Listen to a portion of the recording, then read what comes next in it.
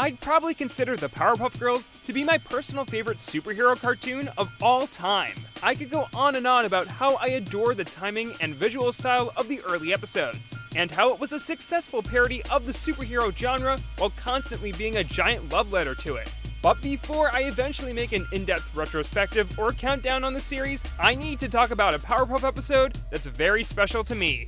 An episode that I've seen countless times, but to this day, manages to intrigue and confuse me. Season 5, Episode 7, See Me, Feel Me, Know Me. If you've never heard of this episode, I don't blame you. As for reasons I'll get into later, it was banned from airing on TV in the United States. Some even believe that it was intended to be the series finale, despite all that came after it. The half-hour episode has kind of a love or hate relationship with fans of the series, and that I can understand. There's a lot that works here and a lot that doesn't, but what has always baffled me is why it was made the way it was. It always stood out to me from every other episode in the series because of how complicated its story and message was, and that's why it's always been a topic that I wanted to cover on this channel. So without further ado, let's dive into this unaired episode of a Cartoon Network classic and try to figure out why See Me, Feel Me, Know Me is as controversial as it is amongst Powerpuff Girls fans. The title of this episode foreshadows what's to come by being a direct reference to a number from The Who's rock opera, Tommy, a musical that also inspired the themes and story of the whole episode, along with Jesus Christ Superstar. Now, the concept of the Powerpuff Girls doing a musical episode is already weird on its own. The series is no stranger to musical references for sure, but I can only think of a few episodes that had songs sung by the characters. You could also say the same thing about the forgotten classic Kappa Mikey, but that also had a great musical episode, so this wasn't necessarily a bad idea from the start.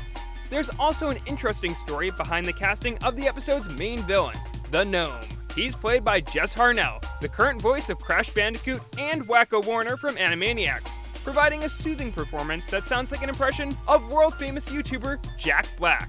And the similarities were intentional, as was confirmed in an interview with series creator Craig McCracken, hot off the premiere of the Powerpuff Girls movie in 2002. He mentioned that production on episodes was continuing in August of that year, starting with a rock opera episode that had already been written a while back before the show was put on hiatus so the crew could work on the movie.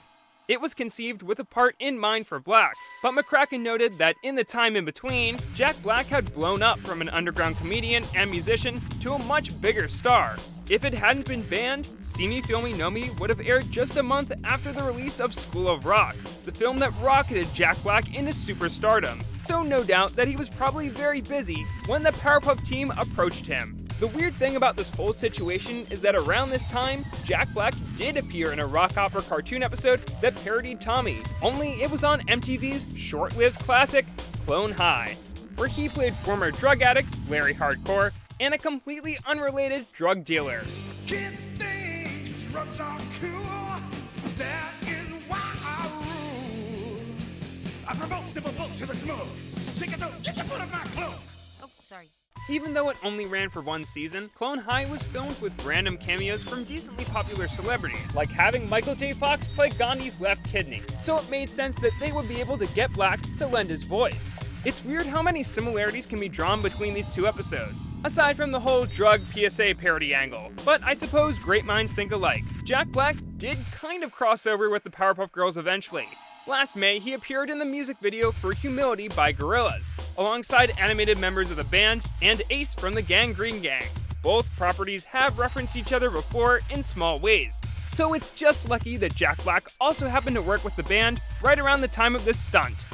Going into the songs featured within this episode, they're credited to Dave Smith, a longtime Powerpuff Girls writer that doesn't specifically have any musical credits, but he said one of the funniest lines in Shrek 2, so that should be worth something. Enough, Reggie. Nevertheless, pretty much all the songs here are pretty good. To nitpick, there are a couple rhymes that seem like a big stretch, like rhyming Townsville with Downsville. These songs also kind of live or die based on whoever sings them. For instance, the previously mentioned Townsville's Goin' Downsville is a fun rock song to kick things off, but it's sung by the villains of the show. They all have very distinct and not natural voices that were made because they sounded funny, and not because they were good for singing. And all the little babies are going to cry. And when you combine that with overly complicated lyrics and harmonies that obviously weren't recorded together, you get a fun but somewhat tone-deaf disaster. Doctor's nurse, take me to a place where I can hide. Doctor's nurse, take me to a place where I can hide. Doctor's nurse, take me to a place where I can hide. Doctor's nurse, take me to a place where I can hide. Blossom, Bubbles, and Buttercup don't have perfect singing voices, but they harmonize very well together. Jess Harnell really steals the show here. He does these grand rock ballads that really push the music into being something great. I do think that the episode over-relies on Harnell's talent, as not only does he sing the most out of all of the actors, even voicing a side character with a big solo on top of his role as the big bad, but his songs are constantly reprised. The middle third of the episode is a back and forth between the gnome and the townspeople, where they swap between verses of 3 different songs. There's nothing wrong with a reprise or two, but it goes on for 5 minutes straight, which really hampers the latter portion of the episode. When sung well and not constantly replayed, I really enjoy the music of this episode. There's a lot of variety in the energy of these songs, and it's generally refreshing to have a cartoon musical have something other than Broadway-inspired show tunes. The choice to make this a musical in the first place also makes this episode stand out in an era of the Powerpuff Girls where it was quickly becoming stale. But in some ways, I kinda wish that it was just a regular old episode, since golly gee willikers is the plot hard to comprehend. The opening seconds clearly indicate that this is going to be a different kind of episode, as the quick drum beat that usually plays during the title sequences has been replaced with an ominous rising synth.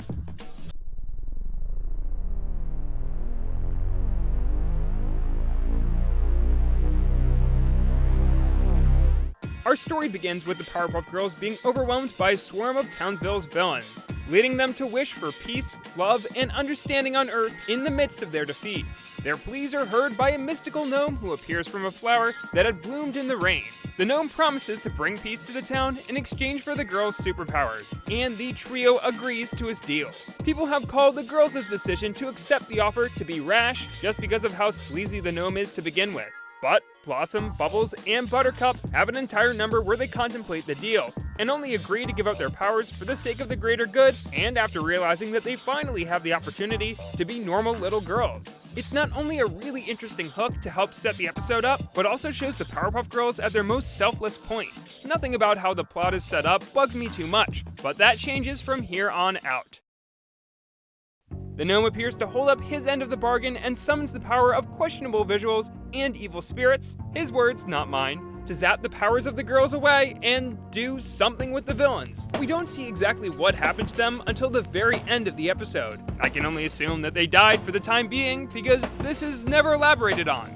The second half of the episode begins with the people of Townsville waking up to peace, causing them to sing the praises of the gnome. They thank him for all that he's done, and within one single flower petal transition, agree to join his cult and worship him with roses, as the gnome ascends on his flower that envelops Townsville.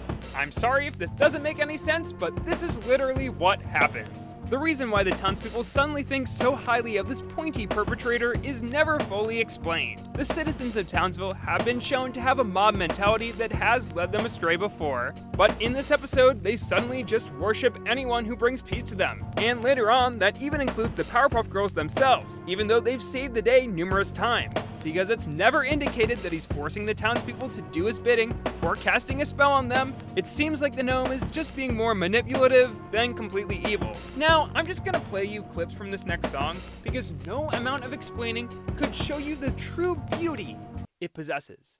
Do the people have to be freedom beef? Do the people have to be freedom beef?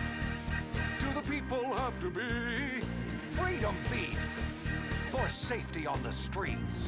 I can't tell you why the professor is suddenly dressed up like a butcher and advocating for freedom while dancing around cows and raw meat, but that's kind of why I love it. The sharp turn to fantastical nonsense that this musical number takes is so strange but so hilarious. That track that backs the vocals is also fantastic, and I'd kill for instrumental versions of the songs from this episode. What's even funnier to me is that it's even used to help move the plot forward in the episode's most convoluted moment. Professor Utonium tells the girls that because the gnome is taking advantage of the people of Townsville, he in turn broke his promise to the girls that he would spread peace. This means that the girls suddenly have their powers back. This could have been a clever twist if it was more obvious that what the gnome was doing was actually evil. Additionally, this whole twist is explained in roughly 30 seconds, so good luck trying to understand what's going on during your first viewing. We made a deal, did our part, and it was for peace. He broke the deal, failed his part, now we'll fight for peace. If there is bad, there'll be good, and it has to be. At this point, the episode has already jumped the shark, and for the rest of it, you can pretty much sit back and watch as it attempts to stick the landing. The girls fly to confront the gnome at his headquarters, and by confront, I mean school him in the slang of the yin and yang.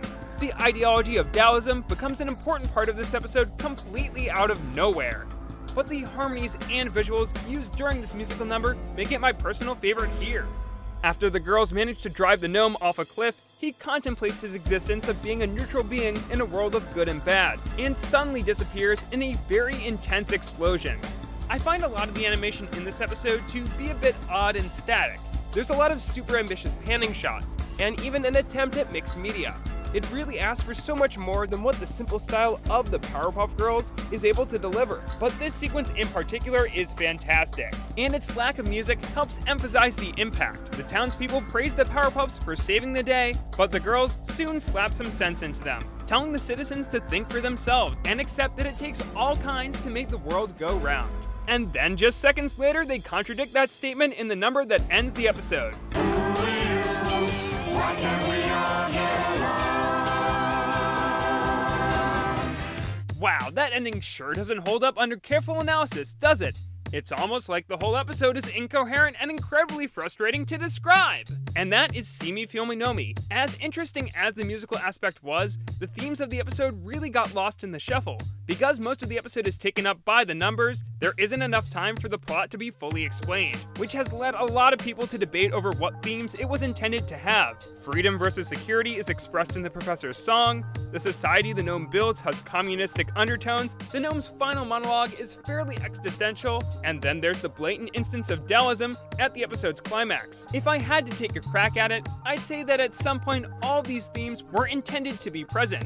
It's just that the episode's long production history, separated by a feature film, might have caused it to not go as smoothly as others. Either that, or maybe there were just too many people involved with it that had contradicting visions. Unlike every other episode of the original Powerpuff Girls, See Me, Feel Me, Know Me takes its plot seriously, and that really makes a difference. The constant high-energy style and simple but fun stories are what makes the Powerpuff Girls feel like the Powerpuff Girls. So take that away and things suddenly feel very ominous and out of place, at least within the original series. This is one of the greatest weaknesses of the reboot, but that's still very easy to follow. Having a single self-contained episode deeply layered with so many different themes and musical references is a super interesting concept, but they struggled to write a plot that brought all of this together, and that really shows. I think there's about 3 or 4 jokes throughout the whole thing, and even silly sequences like the Freedom Beef song are taken seriously by the plot. Not even the Powerpuff Girls movie is as dark as this episode is, and it was so set on paying tribute to the musical that inspired it that it seems to lose the identity of the franchise. This episode probably would have been better off if it took a page from Clone High with their tribute to Tommy.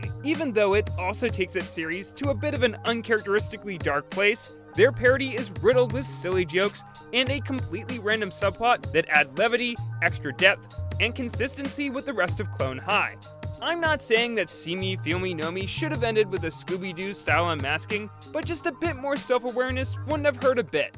Let's see who this pusher really is. Larry Hardcore, but why? Now let's finally address the 2 biggest questions most people have with this episode. The first is whether or not this was meant to be the series finale. It has hallmarks of wrap-up episodes, like the heroes losing their powers, and there's a sense of finality in how both heroes and villains seem to have made peace with one another by the end of it. However, See Me, Feel Me, Know Me was confirmed by Craig McCracken himself to be a big season finale at the most, and to me, that makes sense. I buy it maybe being planned as the final episode sometime before they got picked up for season 6, but it's probably not the canon ending. If the Powerpuff Girls does have an episode that could be considered its final one, it's probably the Powerpuff Girls Roll.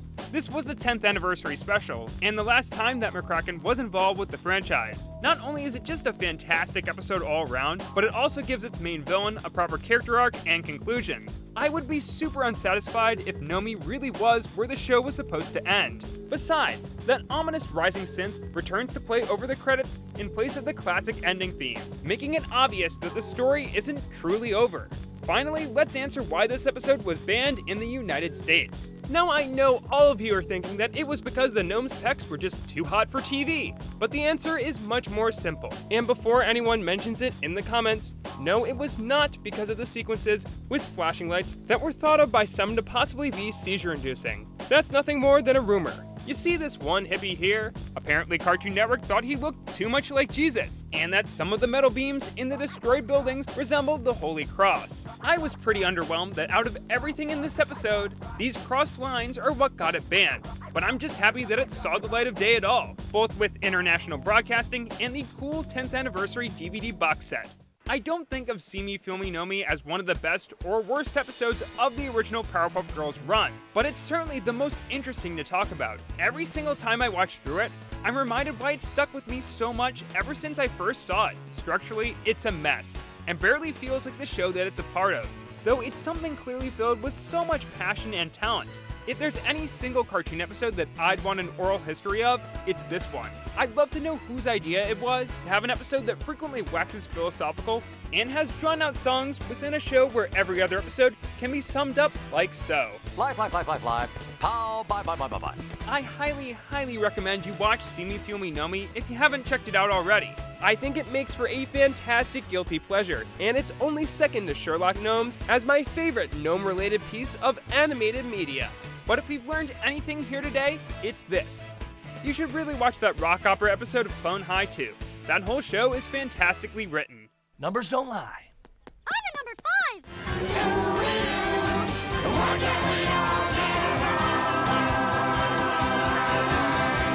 So once again, the day is saved thanks to the Powerpuff Girls.